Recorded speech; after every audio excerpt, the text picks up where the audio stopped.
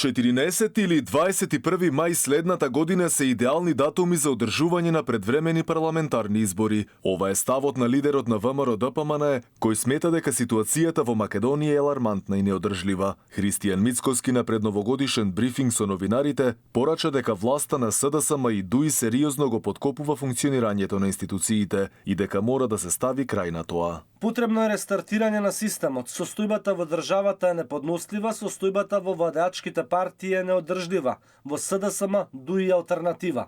Мислам дека тоа е алармантно и го загрозува функционирањето на институциите. Мицкоски смета дека е недржавнички и недомаќински да се бега од избори и првин да се оди на претседателски, а потоа на парламентарни, став кој го заговараат владеачките партии. Во таков случај претседателските избори веројатно ќе немаат цензус и ќе бидат неуспешни, а функцијата претседател ќе ја извршува претседателот на собранието.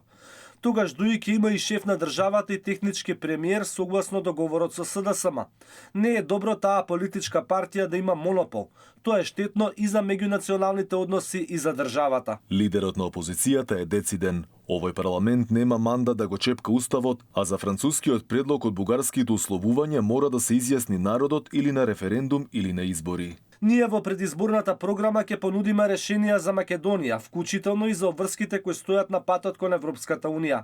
На граѓаните јасно ќе им образложиме за што се залагаме и како ќе го направиме тоа. Инаку анкетите покажуваат убедливо водство на опозицијските пред партиите од власта, вели Мицкоски. Според последното истражување на јавното мислење, за ВМРО-ДПМН би гласале 19,4%, за СДСМ 11,7%, за Левица 6,7%, за ДУИ 6,4%, потоа за Алијанса 3,6% и за БЕСА 1,7%. Истражувањето го направил ИПСОС за потребите на ВМРО-ДПМН во периодот од 2 до 12 декември. На истата анкета 66% од испитаниците одговориле дека Македонија се движи во погрешна насока.